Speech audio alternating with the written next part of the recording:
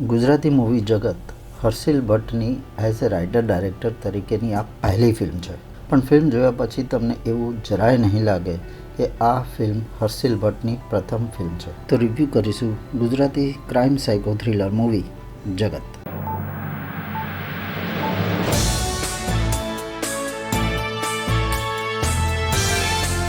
સૌ પ્રથમ તો આવા સેન્સિટિવ સબ્જેક્ટને લઈને ગુજરાતી મૂવી લખવી અને પ્રોડ્યુસરોએ એના ઉપર ફિલ્મ બનાવી એ હિંમતની વાત. આ મૂવી જોયા પછી તમને એવું જરૂરથી લાગશે કે ગુજરાતી ફિલ્મ ઇન્ડસ્ટ્રી બોલિવૂડ અને સાઉથની મૂવીઝને કોમ્પિટિશન આપવા તૈયાર છે. ફ્રેન્ડ્સ, આપણે જાણીએ છીએ કે કોઈ પણ ફિલ્મને પ્રેક્ષકો ત્યારે જ પસંદ કરે છે જ્યારે ફિલ્મનું ટાઇટલ્સ સૌથી પહેલાં તો ક્રિએટિવ અને ક્યુરિયોસિટી જગાડનારું હોય, ફિલ્મના કલાકારો સારા હોય, પ્રોડ્યુસર સારા હોય, ફિલ્મનું ડાયરેક્શન સારું હોય અને સૌથી મહત્ત્વનું હોય ફિલ્મનું કોન્ટેન્ટ એટલે કે સ્ટોરી. ફિલ્મનું કોન્ટેન્ટ એટલે કે સ્ટોરી જો એન્ગેજિંગ અને ગ્રિપિંગ ના હોય તો આજના પ્રેક્ષકો તેને સ્વીકારશે નહીં.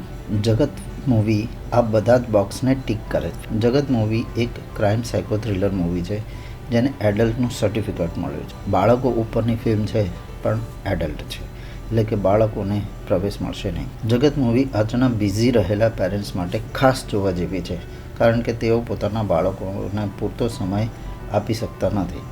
પરંતુ દરેક પેરેન્ટ્સને ખબર જ હોવી જોઈએ કે તેમનું બાળક કોની સાથે ફરે છે, હરે છે, મળે છે, વાતો કરે છે, સ્કૂલે જાય છે, કોની સાથે જાય છે, કોની સાથે આવે છે. ભલે પેરેન્ટ્સ તેમના બાળકને ટાઈમ ના આપી શકતા હોય, પણ આ વાતની તો તેમને ખબર હોવી જ જોઈએ. પોતાના બાળકને એ જરૂર શીખવાડવું જોઈએ કે what is good touch, what is bad touch, what is good look and lust look, good talks and bad talks. આ બાળકને શીખવાડવું આજના જમાનામાં ખૂબ જરૂરી છે. એડવાઇસી બહુ થઈ ગઈ, હવે કામની વાત કરીએ. સ્ટોરીની વાત કરીએ તો ફિલ્મના મેકર્સ પ્રમાણે જગત મૂવીનું ટાઇટલના બે અર્થ થાય છે. એક કે મૂવીના હીરોનું નામ જગત પંડ્યા છે, જે પાત્ર ભજવ્યું છે યશ સોનીએ, અને બીજો અર્થ એ થાય છે કે જગત એટલે દુનિયામાં શું શું થાય છે, કેટલી હદે જગતમાં ખરાબ કામ થાય છે, અને જો તમે જાગૃત ના રહો તો તમને કેટલી હદે તમારું જીવન બગડી શકે છે. સ્ટોરીમાં એક 12 વર્ષનો છોકરો છે જે મિસિંગ છે અને એ બાળક સ્કૂલેથી પાછો ફર્યો નથી. તો આ મિસિંગ બાળકને શોધવા પોલીસ શું પ્રયત્નો કરે છે, પોલીસ કઈ થિયરીઓ અપનાવે છે અને એ કેટલી સફળ થાય છે અને એ થિયરી કેટલી અસફળ થાય છે.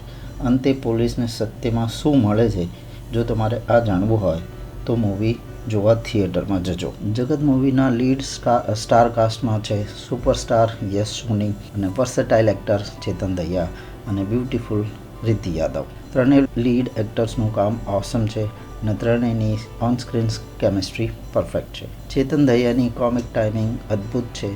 કયા સીનમાં ક્યારે કેટલો ગુસ્સો કરવો કે ન કરવો, એક્સપ્રેશન બતાવવા, એ ચેતન દહિયા બહુ જ સારી રીતે જાણે છે અને આ વાત સ્ક્રીન ઉપર તે કરી પણ બતાવે છે.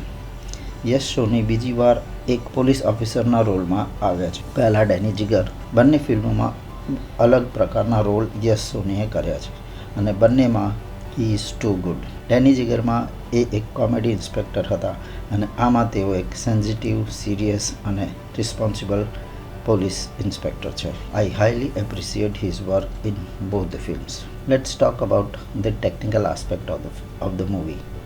ડાયરેક્શનની વાત કરીએ તો જેમ મેં આગળ કહ્યું એમ Harshil Bhatt as a writer director આ પહેલી મોટી મૂવી છે, but he has done commendable work and to good for a newcomer. બીજી મૂવીનું અદ્ભુત છે, જે મૂવીની સિચ્યુએશન પ્રમાણે છે, એટલે પ્રેક્ષકોને ક્યુરિયોસિટી વધારવાનું કામ કરે છે અને એટલે જ BGM ખૂબ સારું છે. નાવ હવે આપણે વાત કરીશું પોઝિટિવ અને નેગેટિવ પોઈન્ટ્સની. પહેલાં પોઝિટિવ પોઈન્ટ્સ લઈએ તો બધા જ લીડ એક્ટર્સનું કામ ખૂબ સારું છે, ખાસ કરીને યશ સોની અને ચેતન દહિયા. પોઈન્ટ નંબર 2, મૂવીની સ્ટોરી એક સત્ય ઘટના પર આધારિત છે. પોઈન્ટ નંબર 3, મૂવીનો સ્ક્રીન પ્લે ખૂબ જ ટાઇટ, ગ્રિપિંગ અને એન્ગેજિંગ છે. પોઝિટિવ પોઈન્ટ નંબર 3 એનું ડાયરેક્શન અને સિનેમેટોગ્રાફી. પોઈન્ટ નંબર 5 છે BGM. એક ક્રાઇમ સાયકો થ્રિલર ટાઈપની મૂવીના બિલકુલ અનુરૂપ છે, જે ફિલ્મને જોવામાં વધુ ક્યુરિયોસિટી જગાડે છે. પોઝિટિવ પોઈન્ટ નંબર 6, મૂવીમાં કોઈ જ સોંગ નથી, નહીં તો મૂવીની કન્સિસ્ટન્સી અને કન્ટિન્યુઇટીને બ્રેક કરી નાખે. તો આ હતા positive points. Now let's talk about negative point. મૂવીમાં કોઈ કેરેક્ટર ડેવલપમેન્ટ થયું જ નથી.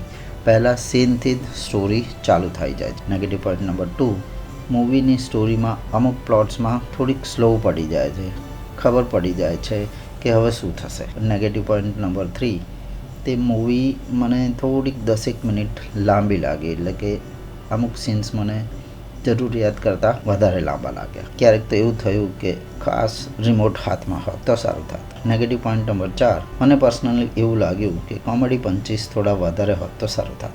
ન્યૂઝ ડેડી તરફથી જગત મૂવીને 5માંથી 3.5 સ્ટાર.